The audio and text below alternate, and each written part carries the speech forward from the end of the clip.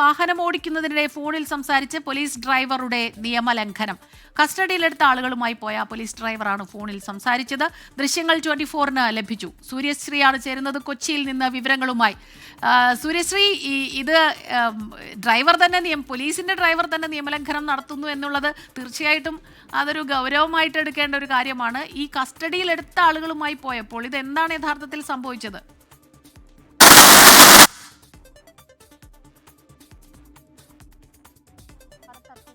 ബന്ധപ്പെട്ട് വൈദിക സമിതി യോഗം ചേരുന്നതിനിടെ ഇവിടെ വൺ ചർച്ച് വൺ കുർബാന കമ്മിറ്റിയുടെ നേതൃത്വത്തിൽ വലിയ രീതിയിലുള്ള ഒരു പ്രതിഷേധമുണ്ടായിരുന്നു. ഈ പ്രതിഷേധത്തിന്റെ ഭാഗമായി വലിയ രീതിയിലുള്ള പ്രതിഷേധം നടത്തിയവരൊക്കെ തന്നെ പോലീസ് അറസ്റ്റ് ചെയ്ത് നീക്കുന്ന ഒരു സാഹചര്യം ഉണ്ടായിരുന്നു. ഈ 42 പേരെയാണ് ഇത്തരത്തിൽ പ്രതിഷേധിച്ച 42 പേരെയാണ് പോലീസ് അറസ്റ്റ് ചെയ്ത് നീക്കിയത്. ഇവരെ മുളവുകാട് സ്റ്റേഷനിലേക്കാണ് കൊണ്ടുപോയത്.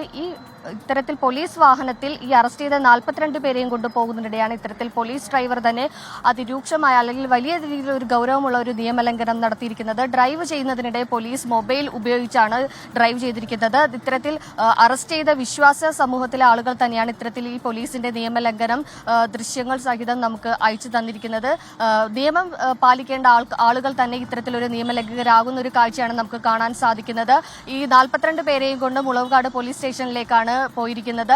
ഈ മുളവുകാടേക്ക് എത്തിക്കുന്നതിനിടെയാണ് ഇത്തരത്തിൽ പോലീസ് ഡ്രൈവർ തന്നെ മൊബൈൽ ഉപയോഗിച്ച് സംസാരിച്ചുകൊണ്ട് വാഹനം ഓടിച്ചിരിക്കുന്നത്. സ്മിത, ശരി, നിയമം ലംഘിച്ച് പോലീസ് ഡ്രൈവർ എന്നുള്ള വാർത്തയാണ് സൂര്യശ്രീ നൽകിയത്.